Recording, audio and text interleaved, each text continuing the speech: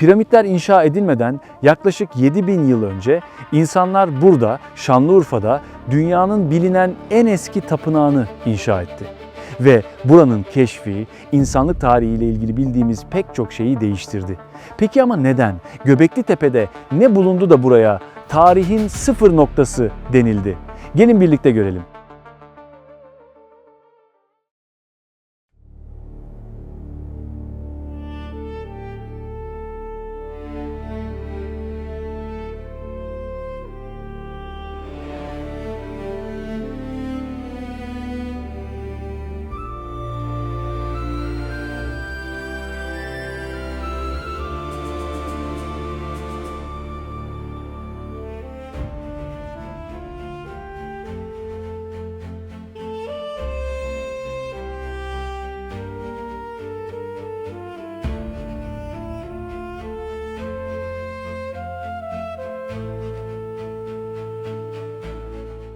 Şanlıurfa'da tarihin sıfır noktasındayız. Göbekli Tepe'deyiz. Ama Göbekli Tepe'nin hikayesine başlamadan önce buraya gelmek isteyenler için birkaç küçük ipucu verelim. Göbekli Tepe, Şanlıurfa şehir merkezine yaklaşık 20 kilometre uzaklıkta. Özel araç veya taksiyle merkezden yaklaşık yarım saatte ulaşabilirsiniz. Toplu taşımayı tercih ederseniz Şanlıurfa Arkeoloji Müzesi'nden kalkan 0 numaralı otobüse binmeniz lazım. Türkiye Cumhuriyeti vatandaşları Göbekli Tepe'ye sadece müze kartla girebiliyor. O nedenle özellikle yoğun günlerde girişte vakit kaybetmemek için müze kartınızı gelmeden önce almanızda fayda var. Göbekli Tepe'yi daha iyi anlamak için önce Şanlıurfa Arkeoloji Müzesi'ni gezmeniz gerekli. Çünkü Göbekli Tepe yalnızca burada göreceğiniz T biçimli sütunlardan ibaret değil. Kazılarda bulunan heykeller ve diğer eserler Şanlıurfa Arkeoloji Müzesi'nde sergileniyor. Müzede ayrıca T sütunlu bir yapının birebir ölçülerde hazırlanmış replikası bulunuyor. Bu nedenle sütunların gerçek boyutlarını orada daha iyi kavrayabilirsiniz. Göbekli Tepe'nin girişinde bir karşılama merkezi var. Burada Göbekli Tepe için özel olarak hazırlanmış animasyon videolar bulunuyor. Göbekli Tepe'nin nasıl ortaya çıktığını ve insanlık tarihi açısından neden önemli olduğunu anlatan bu videoları izlemeniz, özellikle rehber eşliğinde gezmiyorsanız yukarıda göreceğiniz yapıları çok daha iyi anlamanızı sağlayacaktır. Aşağıdaki karşılama merkezinden kazı alanına ücretsiz ring araçlarıyla çıkılıyor. Araçların bıraktığı noktadan sonra da benim yürüdüğüm gibi yaklaşık 300 metrelik ahşap yürüyüş yolunu takip ederek ana kazı alanına ulaşıyorsunuz. Biz kış aylarında geldik ama siz yazın gelecekseniz mümkünse güneşin tepede olmadığı saatleri tercih edin ve yanınıza mutlaka su alın. Evet, hadi görelim artık şu sıfır noktasını.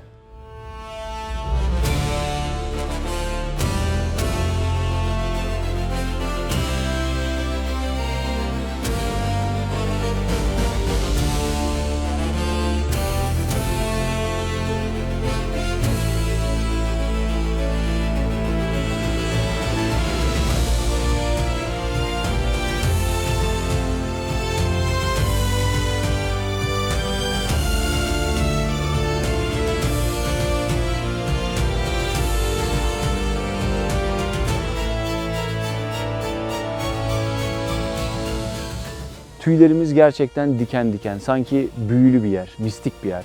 Düşünün, Mısır'daki piramitlerden İngiltere'de Stone Age var. Ondan 7000 yıl önce yapılmış. Aklınız alıyor mu? Tarihin sıfır noktasındayız, Göbekli Tepe'deyiz.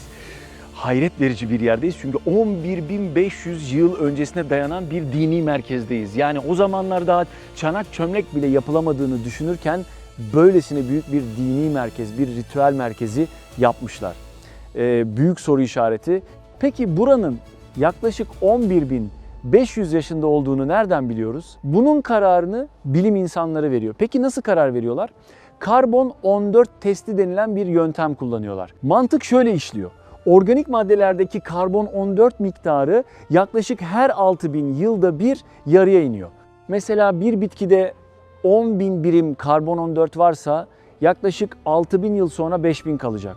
1.600 yıl sonra 2500, 1.600 yıl sonra da 1250, böyle azalacak. Taş yapılarda karbon 14 yok, O nedenle taşa bakmıyorlar, sadece organik kalıntılara bakıyorlar. Mesela duvar harçlarının içinde kalan küçük kömür parçalarına, zemine yakın katmanlarda bulunan yanmış bitki kalıntılarına, hayvan kemiklerine filan hata payı az olsun diye de mümkün olduğunca kısa ömürlü bitkilerden kalan parçalar seçiliyor.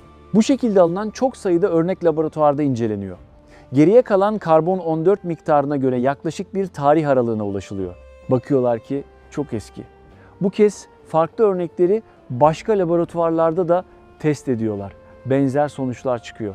Bütün bu ölçümler Göbekli Tepe'deki en eski yapıların yaklaşık 11.500 yaşında olduğunu gösteriyor. Toprak katmanlarının sıralaması ve kazılarda bulunan çakmak taşı aletlerin ait olduğu dönem de bu tarihi doğruluyor. Yani Göbekli Tepe yaklaşık 11.500 yaşında. Burası net. Çok acayip bir yer. Yani 11.500 yıl önce burada birileri olduğunu hayal etmek gerçekten çok etkileyici. Burası bir dini merkez. Buna göre de megalitler var. Devasa taştan duvarlar var. İnanılmaz bir yerdeyiz. Daha henüz buradaki kazılar bitmemiş. Devam ediyor ve neler çıkacağını kimse kestiremiyor açıkçası. Muhteşem bir görsel şölen Göbekli Tepe'de.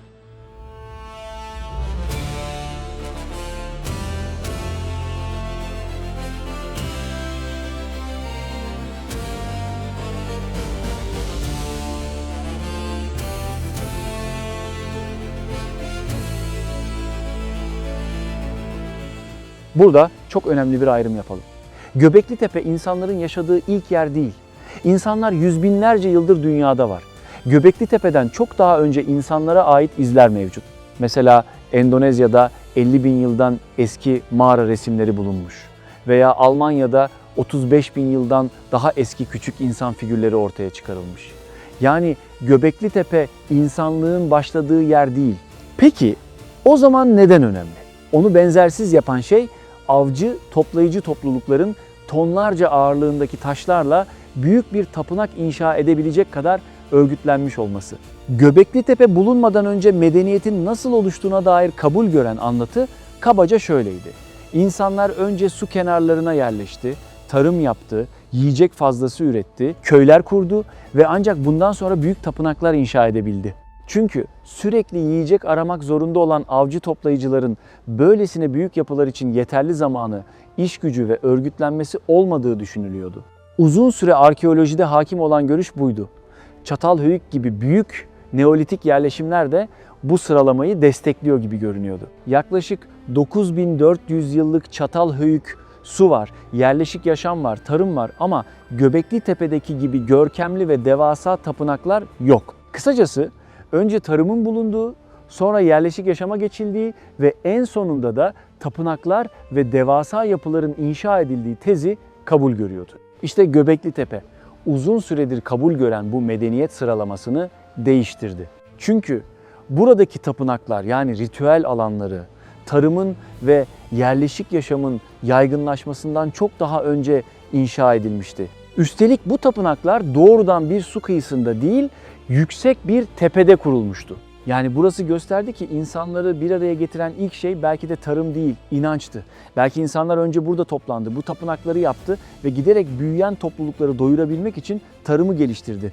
Göbekli Tepe'nin değiştirdiği asıl ezber buydu. O nedenle Göbekli Tepe, medeniyetin doğduğu, bilinen en eski yer ve daha eskisi bulunana kadar da bir anlamda tarihin sıfır noktası.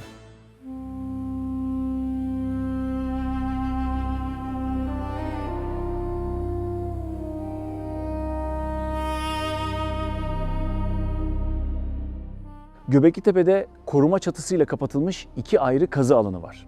Bunlardan biri Göbekli Tepe denildiğinde hemen herkesin fotoğraflardan tanıdığı ve şu an bizim bulunduğumuz yer. Diğeri ise tepenin diğer tarafındaki yeni kazı bölümü. Biz çekim yaptığımız sırada ikinci alan henüz ziyaretçilere açık değildi. Hazırlıkların tamamlanmasının ardından ziyarete açılması planlanıyor. Gelelim bu alana. Şimdi burada odacıklar var. Bunlar farklı büyüklükte odacıklar. Bunlar da bu gördüğünüz büyük taşlara da megalit deniyor. Megalitler burada çok büyük ve buraya 1 kilometre ötedeki bir taş madeninde oyularak getirilmiş. 11.500 yıl önce getirmişler buraya. Böyle dikmişler. Bu çatının altında 4 tane ritüel odası, 4 tane ayrı tapınak var. Herhalde hepsinin farklı işlevleri varmış. Ama çatının dışında da açılmış alanlar var. Oralarda da başka tapınaklar var. Bu tapınakların ortasında 2 tane T sütunu oluyor. Çevresinde de daha alçak sütunlar oluyor. Bazı T sütunları kırılmış, bazıları sağlam, bazılarını ise arkeologlar yıkılmasın diye ahşapla desteklemiş. Bu megalitleri yapanlar biraz da insana benzetmek istemişler. Arkeologlar neden böyle düşünmüş? Çünkü yan taraflarına kollar çizilmiş. Göbek hizasında kavuşmuş eller ve parmaklar çizilmiş. Kamera ne kadar gösterebiliyor bilmiyorum ama yüzleri yok ama duruşları insan gibi. Burada hayvan desenleri taşların üstüne kazınmış, insan desenleri var. Bazı megalitlerin üzerinde heykel gibi 3 boyutlu hayvanlar var. Yani sütunu getirip diktik dememişler. Üzerini belli figürlerle süslemişler. Genelde hep vahşi hayvanlar, tehlikeli hayvanlar var. Belki de bizim bilmediğimiz bir mitolojinin kahramanı bu figürler. Kabartmaların bazıları aşınmış. Biraz da mesafe var. Güneşin ve ışığın geliş açısına göre bazıları çok zor seçiliyor. O yüzden bu kabartmaları ve figürleri daha iyi görebilmek için telefonunuzun zoom özelliğini kullanmanız gerekebilir. Peki bütün bunları neden yapmış olabilirler? Buna dair elimizde net bir bilgi yok. Ancak taşlar ve kazılarda ortaya çıkan diğer kalıntılar bize bazı güçlü ipuçları veriyor. Mesela araştırmacılar bu megalitlerde yer alan bazı figürler nedeniyle buradaki tapınakların ölüm törenleriyle ve ataları anmakla bağlantılı olabileceğini düşünüyor. Kazılarda çok sayıda hayvan kemiği ve 7000'den fazla öğütme taşı bulunmuş. Bu ne anlama geliyor? Burada kalabalık şölenler düzenlenmiş olabilir, bilemiyoruz çünkü yazılı bir kaynak yok. Ortada henüz yazı yok. Ama bugünkü mühendislik bilgisiyle bile kolay kolay yapılamayacak devasa bir tapınak var. Devasa bir ritüel alanı var.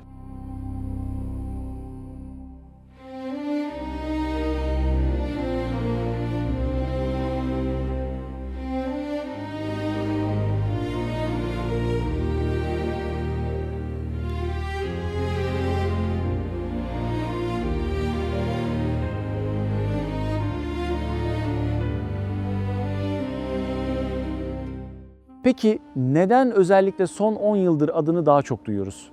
Bu biraz da öneminin geç anlaşılmasından kaynaklanıyor. Göbeklitepe ilk olarak 1963'te yapılan bir yüzey araştırmasında fark edilmiş ancak gerçek önemi anlaşılamamış. 1986'da Şavak Yıldız isimli bir çiftçi tarlada bulduğu işlenmiş taşları Şanlıurfa Müzesi'ne götürmüş. Başta sıradan kireç taşı sanılan bu parçaların önemi daha sonra anlaşılmış. 1994'te Şavak Yıldız, bölgeye gelen Alman arkeolog Klaus Schmidt'e Göbeklitepe'nin bulunduğu alanı göstermiş ve bir yıl sonra kazılar başlamış. Yani burası yaklaşık 30 yıldır kazılıyor. 100 ila 150 yıldır kazıların devam ettiği birçok arkeolojik alanı düşünürsek Göbeklitepe kazıları henüz çok genç. Yaklaşık 12 bin yıllık inanılmaz gerçekten. Ama bugün gördüğümüz yer aslında Göbeklitepe'nin çok küçük bir bölümü. Buraya jeomanyetik cihazlarla bakmışlar. Yani yerin röntgenini çekmek gibi düşünebilirsiniz. Bu çalışmalar tepenin henüz kazılmamış bölümlerinde burada gördüğümüz 4 yapıya benzer en az 20 büyük yapı ve 200'e yakın T biçimli sütun daha olabileceğini gösteriyor. Yani toprağın altında keşfedilmeyi bekleyen çok daha büyük bir Göbeklitepe var. Belki oralarda ortaya çıkarıldığında Göbeklitepe'nin bilinen tarihi daha da geriye gidecek.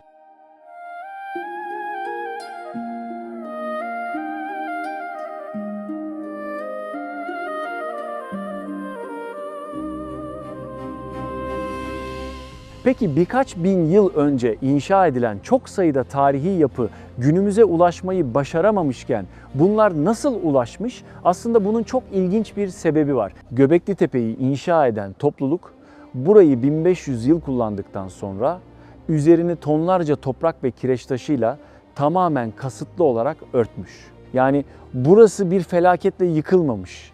Bilerek isteyerek üzeri örtülmüş. Peki neden yapmışlar? Açıkçası bunun cevabı yok. Belki başka bir şeyden korktular veya başka bir inanç hakim oldu veya buraları terk ettiler ve zarar görmesinler diye kapattılar. Cevabını bilmiyoruz ama bilerek yapmışlar. Hatta mevcut yapı zarar görmesin diye kapatırken de özenmişler. Bu sayede 11.500 yıl önce inşa edilen bu tapınaklar günümüze kadar ulaşmayı başarmış. Belki bir gün insanlığın burayı bulacağını düşünmüşler, kim bilir. Gerçekten çok etkileyici ve sadece burasıyla sınırlı değil, gittikçe daha da büyüyecek Göbekli Tepe.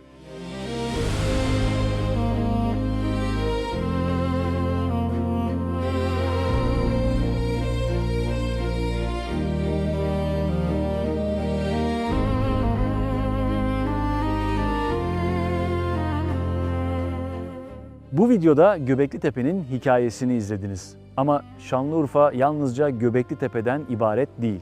Karahantepe'den müzelere, Harran'dan Balıklıgöl'e, Şanlıurfa Kalesi'nden şehrin eşsiz lezzetlerine kadar pek çok yeri gezdiğimiz Şanlıurfa bölümümüzü de mutlaka izleyin.